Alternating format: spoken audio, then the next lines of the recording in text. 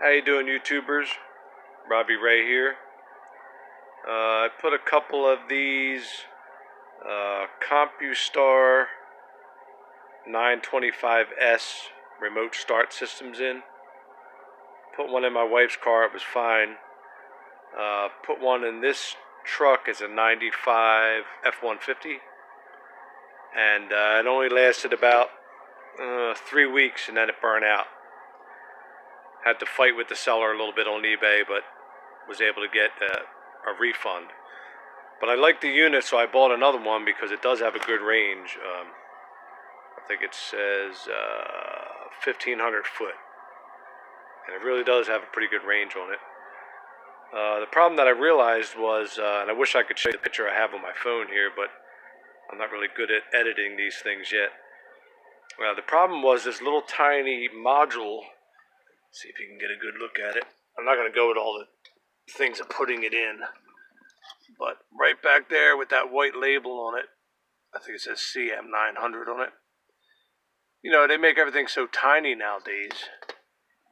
It's my belief that it literally could not handle the load, because if you see this, I want you guys to be aware of this if you install this on an older vehicle that has heavy gauge wiring, because I don't think it can handle it. You see those 3 fuses right there, the 2 blues and the red one, the 10 and the 2 15s. Well, that comes from the factory with the 10 and 2 30s, which I think is totally bullcrap. Because when my module burned out, I cracked it open because it just held with Phillips screws, and you can open it without it being evident. And the little tiny relays inside say right on them that they're 20 amp. So why would you protect a 20 amp circuit with 30 amp fuses? It's just stupid. Plus it has this really, which looks like really fat wire, but in reality it's only 14 gauge. It's just that the plastic is really fat. So I just think that, it gives you like 3 options for how much time you let it run. I think it was like 15 minutes, 25 minutes, and 45 minutes, something like that. So for my purposes, 15 minutes wasn't enough, so I upped it to 25 minutes. And I just think those little relays could not hold the ignition circuit on and the blower circuit on for that long, because those are the circuits that stopped working right out of the module. And I didn't crack it open because I had to send it back, but I'd be willing to bet if you cut them tiny little relays open, they're probably burnt. The tips were probably burnt. So what I did was I bought the same exact module because I had some of the wiring already done. And I had an idea, which is, you'll see right here, I bought some relays. I think it was 5 relays and their sockets right here off of eBay, or it might be Amazon or eBay, but they were only like 10 or 12 bucks. And they're kind of nice because they slide together so you can make a bank of relays. In this case, I only needed 3 of them, but I bought 5.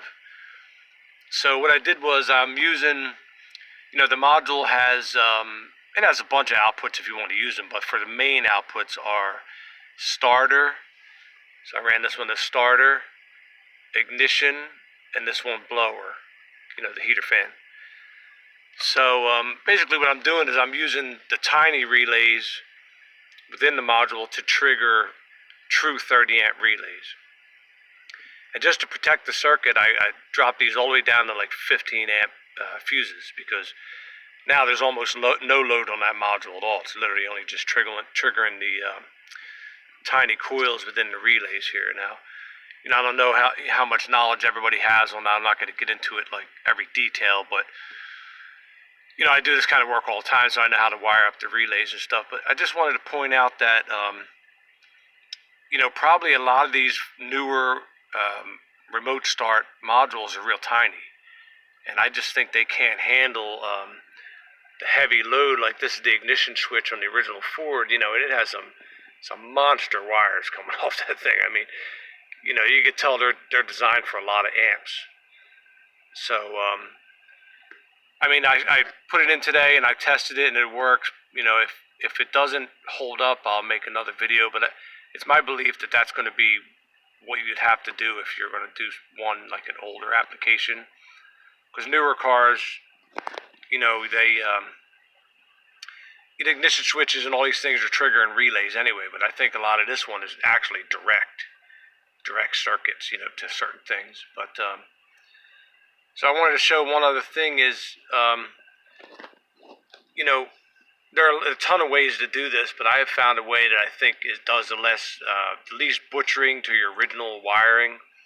So if you can see here, let's see if I get a little more light up here, where my wires die into the ignition switch right here.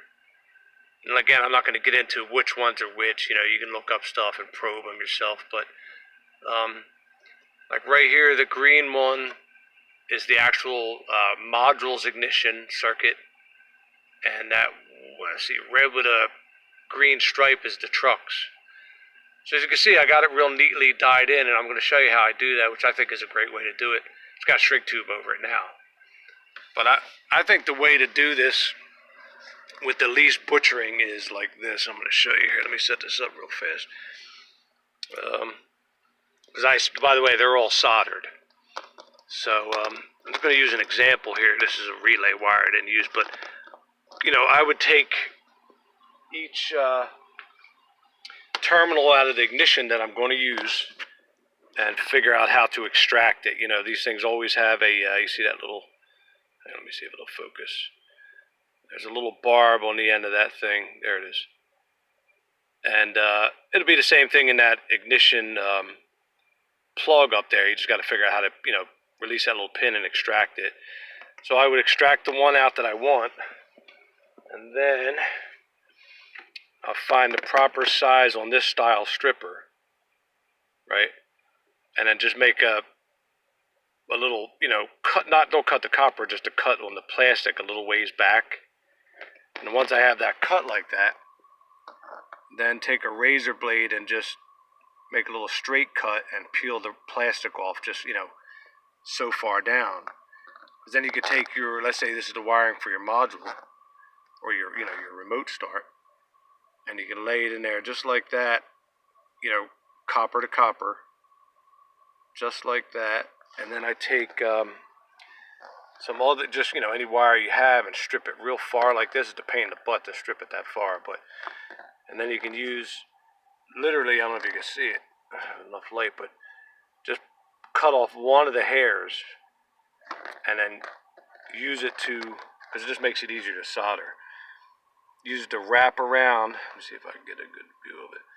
And once you have this copper to copper like that, just like that, use that copper hair to wrap it around it real tight, and it holds it real still while you're trying to solder it. And then, solder it up real nice. Put your shrink tube over both of them, shrink it, and plug it back into the, whichever port you took it out of. But I just think it's a nice way of doing it without having to ever actually cut your factory wires. Like, let's see, I don't know if you can see more of them. Let's see if I get some light up in there. But, you can see where the black shrink tube is. Those are the ones that I dyed into. And I just think it's the best way to do it, because, even if you ever wanted to undo it, you could desolder it and then just put shrink tube back over the little portion that would have been stripped back. If you unsoldered it, you'd have a little piece of bare. You could put shrink tube over it. It'd be like it never happened. So that's just my take on this remote start system. Otherwise, I thought it was nice. It has a lot of other functions you can use if you wish to. But that was about that. One other thing, if you need to start this truck with the dual tanks and you don't have the dash together, jump out.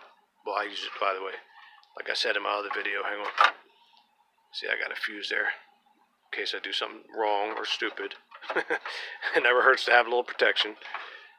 But when the switch is in there, it's basically just jumping out those two terminals so the fuel pump runs. Or you could pop the switch off and just plug it in. I'll show you how I have it here. But mine broke, the old plastic broke, so yours might break too. So I'm in the middle of, I literally had to find like a different peg and epoxy it to the back of the dash, because that peg just disintegrated, and the other one started disintegrating too. So I have some epoxy on that one. But If yours isn't so bad, you can also unscrew the switch and just plug it in, you know, so you can work on the truck without having to put everything back together till you fully test it. But like I said, that was about my take on that. Otherwise, I think the system does have really great range. There it is right there. It has nice modern looking remotes and stuff. And you know, you put the antenna up here. See if you can see that. Gives you like double-sided tape. We'll get a little light on that. It's getting nighttime here.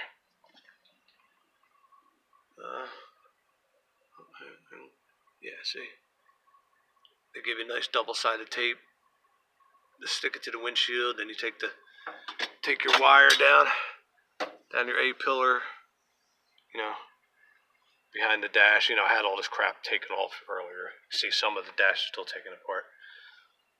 But there's a lot of information online on what color wires are what for these Fords. There's so many of them out there, so you can get that information out there for that.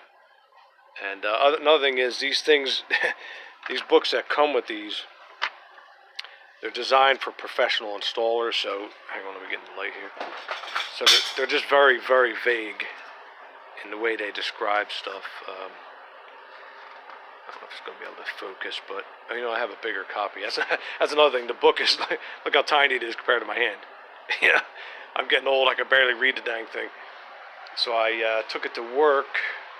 Let's see, I got it here somewhere, and I just made a bigger copy of it. Give me a second. Figure out what I did with it.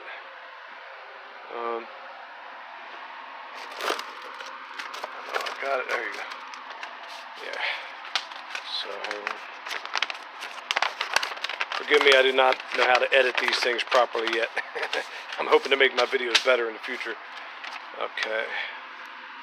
I'll just take a little shot of this in case you guys don't have the wiring information. You can always refer back to this.